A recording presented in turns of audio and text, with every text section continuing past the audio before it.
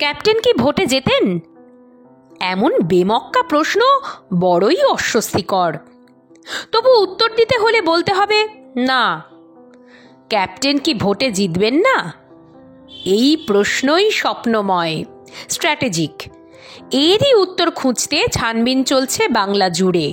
সোজা কথায় আসি, ক্যাপ্টেনের কাঁধেই যদি থাকে দলের দায়ভার, তাঁর জয় অবশ্যই দরকার। আরও সহজ করে বললে, ক্যাপ্টেন না জিতলে মান থাকবে না যে। এই মান রক্ষা করতেই মীনাক্ষী মুখার্জির জন্য বিশেষ পরিকল্পনা সিপিআইএমের। 1 বছর পর বিধানসভা ভোট। শূন্যতার অন্ধকার থেকে বেরোতে মীনাক্ষী এখন সেরা বাজি। ধারালো বক্তা, যুক্তিবাদী, গ্রহণযোগ্য, পথপ্রদর্শক, লাল ঝান্ডার ভবিষ্যৎ। এই কারণেই তো ক্যাপ্টেন হিসেবে সামনে রাখা হয়েছে তাকে। বর্ধমানের মেয়ে যদি বিধানসভা ভোটে জিততে না পারেন, মুখ রক্ষা করা বড় দায় হয়ে যাবে। আর তাই বিধানসভা ভোটে মীনাক্ষীকে কোন কেন্দ্র থেকে দাঁড় করানো যায় তা নিয়ে ভাবনা চিন্তা শুরু হয়ে গিয়েছে। লড়াই থাকবেই, কিন্তু যে আসন থেকে জিতবেনও মীনাক্ষী। 2021 সালে নন্দীগ্রাম থেকে বিধানসভা ভোটে দাঁড়িয়েছিলেন মীনাক্ষী। 2 প্রতিপক্ষ ছিলেন মমতা বন্দ্যোপাধ্যায় ও শুভেন্দু অধিকারী। মীনাক্ষীর ভোটে জেতার স্বপ্ন কেউই দেখেনি, তবু সিপিআইএম ওই কেন্দ্রই বেছেছিল মীনাক্ষীর জন্য। তাঁর মুখটা যাতে পরিচিতি পেয়ে যায়, বাংলায় ভোটের ময়দানে প্রতিষ্ঠা পেয়ে যান, সেই লক্ষ্য পূরণও হয়েছিল দলের। কিন্তু এবারের ভোট সম্পূর্ণ আলাদা। বাংলায় বিরোধী রাজনীতির খতিয়ান একটাই জিনিস বলছে। সম্প্রতি বিজেপির সঙ্গে একজনই টক্কর দিয়েছেন, মীনাক্ষী মুখার্জি। আরজিকর আন্দোলনের মধ্যে দিয়ে বিস্ফোরক নেত্রী হিসেবে উত্থান হয়েছে তাঁর। ডিওয়াইএফআই এর সম্পাদক সেই সময় থেকেই যেন মানুষের মনে ঢুকে পড়তে শুরু করেছেন। তিনি বক্তা মানে পথচলতি লোক দাঁড়িয়ে শুনবেন মীনাক্ষীর কথা। তিনি বক্তা মানে স্বপ্ন দেখা শুরু হবে। এই মীনাক্ষীর বিধানসভা ভোটের কেন্দ্র কার্যত বেছে ফেলেছে দল।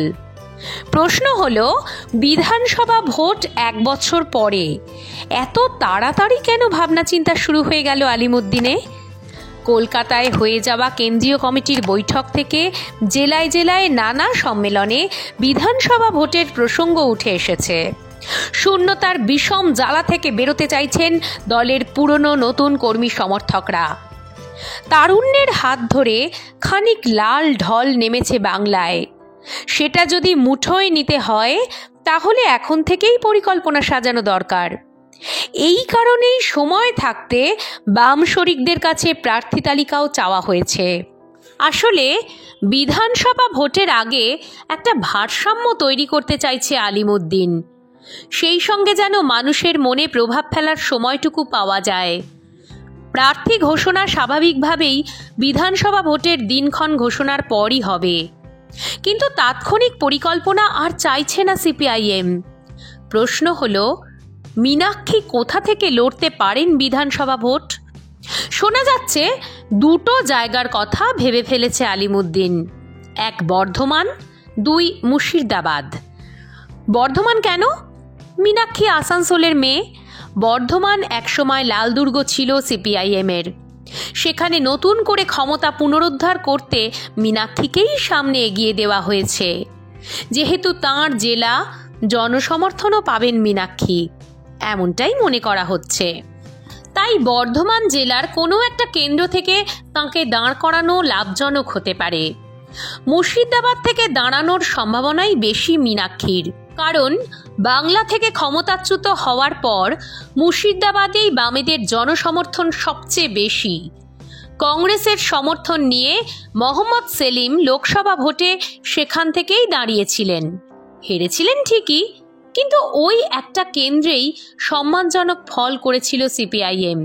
এই কারণেই বলা হচ্ছে মুর্শিদাবাদ থেকেই মীনাক্ষীর দাঁড়ানোর সম্ভাবনা সবচেয়ে বেশি। শুধু তাই নয়, বিধানসভা ভোটেও কংগ্রেসের সঙ্গে বন্ধুত্ব থাকছে বামেদের। অধীর রঞ্জন চৌধুরীর এলাকা থেকেই মীনাক্ষীর বিধায়ক হওয়ার সম্ভাবনা থাকছে বলেই মুর্শিদাবাদকে নাকি কনফার্ম করে ফেলেছে আলিমুদ্দিন।